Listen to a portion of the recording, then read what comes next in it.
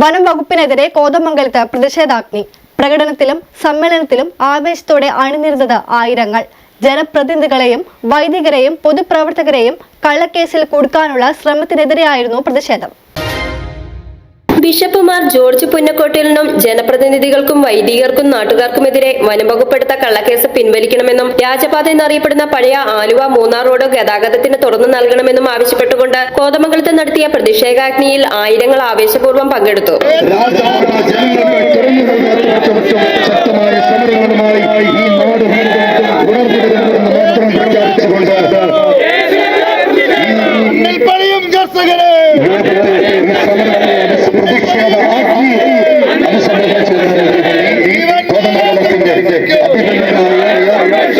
ചങ്ങലയിട്ടൊരു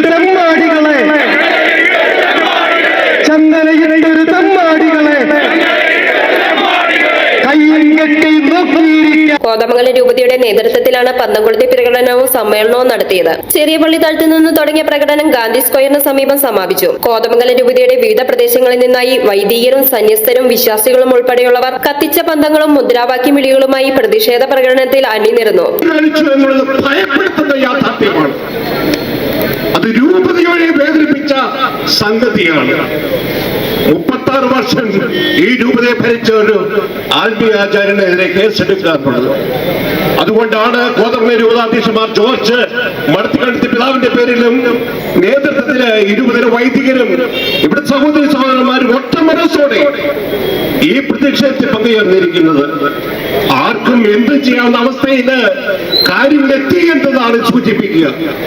ഭയപ്പെടുത്തി നിശബ്ദരാക്കുക എന്ന അവസ്ഥയിൽ ഇവിടുത്തെ ഫോറസ്റ്റ് ഡിപ്പാർട്ട്മെന്റ് എത്തി എന്നതാണ്. ആർക്കാണ് ഈ അധികാരം? ആരാണ് ഈ അധികാരം ഫോറസ്റ്റ് ഡിപ്പാർട്ട്മെന്റ് ഏൽപ്പിച്ചത്? ബ്രിട്ടീഷുകാർ ചെയ്തിരുന്നു. ഭയപ്പെടുത്തുക, അറസ്റ്റ് ചെയ്യുക, ഭീഷണിപ്പെടുത്തുക, തുറങ്കിലടക്കുക. അത് കൊളോണിയൽ അജണ്ടയാണ്. പക്ഷെ ഇവിടെ ജനങ്ങൾ തെരഞ്ഞെടുത്ത ഗവൺമെന്റ് ആണ്. ജനങ്ങൾക്ക് വേണ്ടി നിൽക്കേണ്ടത് ഗവൺമെന്റ് ആണ്. ജനങ്ങൾക്ക് വേണ്ടി നിൽക്കേണ്ട ഭരണകൂടമാണ്. ജനങ്ങൾക്ക് വേണ്ടി നിൽക്കേണ്ട ഉദ്യോഗസ്ഥരാണ്. അവരാണ് ജനങ്ങളുടെ പക്ഷത്ത് നിന്ന് ഒരു ബിഷപ്പിന്റെ പേര് കേസെടുത്തേക്കുന്നത്. പ്രതിഷേധം കോതമംഗലം രൂപതാ മെത്രാൻ മാർ ജോർജ് മടത്തിക്കണ്ടത്തിൽ ഉദ്ഘാടനം ചെയ്തു. മംഗലം പട്ടണം കണ്ട ഈ റാലി ഒരു തുടക്കമാണ്. കാരണം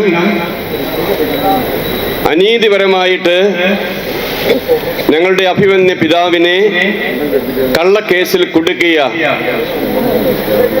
ഫോറസ്റ്റ് ഉദ്യോഗസ്ഥന്മാർക്കെതിരായി കേസെടുക്കണമെന്നും ഈ കേസ് അഭിമന്യ പിതാവിനും ജനപ്രതിനിധികൾക്കെതിരായ കേസ് പിൻവലിക്കണമെന്നും ഞങ്ങളിവിടെ ഉറക്കെ പ്രഖ്യാപിക്കുകയാണ്.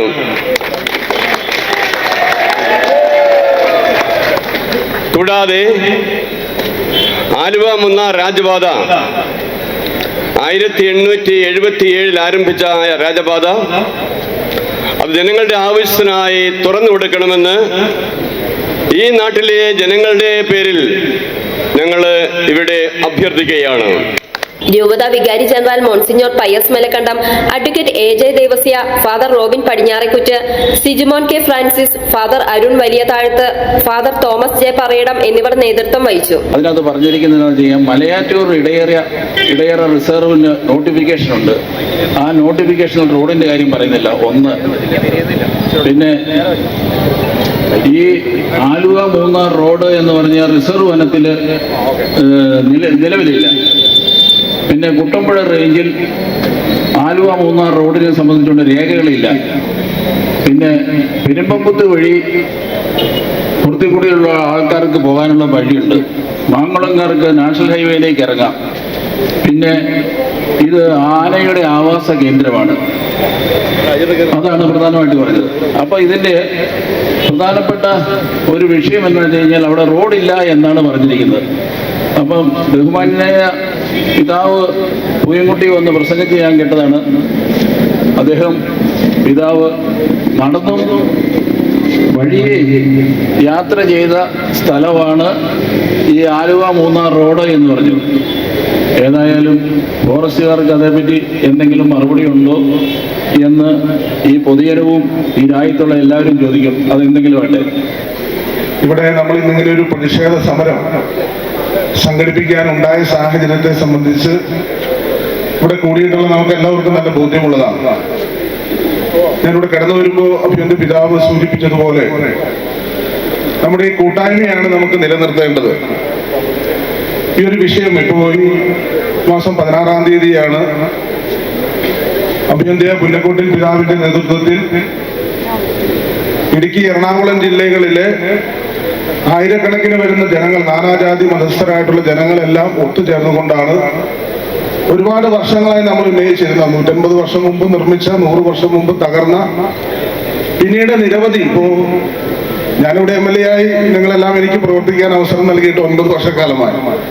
എനിക്ക് മുൻപ് പ്രവർത്തിച്ചവരുമെല്ലാം നിരവധി തവണ നിയമപരമായിട്ടും അല്ലാതെയും ഒക്കെ ഈ വിഷയം നമ്മുടെ സമൂഹത്തിനകത്ത് ഉയർത്തിക്കൊണ്ടു വന്നതാണ്. എന്നാൽ ആ വേളയിലും ഇപ്പോൾ ഒടുവിലായി, ഇന്നലെ ഞാൻ ഇവിടെ പിതാവ് സൂചിപ്പിച്ചതുപോലെ ഈ വിഷയം നിയമസഭയുടെ ശ്രദ്ധയിൽ കൊണ്ടുവന്ന ഘട്ടത്തിലടക്കം പലപ്പോഴും തെറ്റിദ്ധരിപ്പിക്കുന്ന നിലയിലുള്ള സമീപനങ്ങളാണ് പലപ്പോഴും സ്വീകരിക്കുന്നത്. അതിലൂടെ ഇന്നലെ എനിക്ക് നൽകിയ മറുപടിയുമായി ബന്ധപ്പെട്ടുകൊണ്ട് അത് ആ വേളയിൽ തന്നെ നമുക്കറിയാം, ഇത് ഞാൻ മനസ്സിലാക്കുന്നത് വനംവകുപ്പിനെ സംബന്ധിച്ച് അല്ലെങ്കിൽ അതിനകത്ത് ചില ഉദ്യോഗസ്ഥരെ സംബന്ധിച്ച് അവർ ഈ വിഷയത്തിനകത്ത് വലിയ ഗവേഷണം നടത്തുന്ന ആളുകളാണ്. ഇതെങ്ങനെ വനംവകുപ്പിന്റെ ഭാഗമാക്കാം എന്നതിനെ സംബന്ധിച്ച് ഒരുപാട് കാലമായി വലിയ ഗവേഷണം നടത്തിക്കൊണ്ട് മുന്നോട്ട് പോകുന്നതിന്റെ തുടർച്ചയിലാണ് നമ്മൾ ഏത് നിലയിൽ മറിച്ചും തിരിച്ചും ചോദിച്ചാലും ഇത് വനംവകുപ്പിന് അവകാശപ്പെട്ടതാണ് എന്നുള്ള നിലയിലേക്കുള്ള സമീപനം സ്വീകരിക്കുന്നത്. അപ്പൊ അതേ സംബന്ധിച്ച് മറ്റ് നടപടികൾ, അവകാശങ്ങൾ, നോട്ടീസ് അടക്കം അതിന്റെ കാര്യങ്ങൾ നമ്മൾ ക്രമീകരിക്കും. ഞാൻ അതിലേക്കല്ല കിടക്കുന്നത്. പിതാവ് സൂചിപ്പിച്ചതുപോലെ തന്നെ ഇതൊരു പൊതുവായ ആവശ്യമാണ്. ഇതിനകത്ത് ഒരു വിഭാഗീയതയോ ഒരു വേർതിരിവോ ഉണ്ടായി മുന്നോട്ട് പോകാൻ കഴിയുകയില്ല. മീഡിയ സൃഷ്ടി, കോതമംഗലം.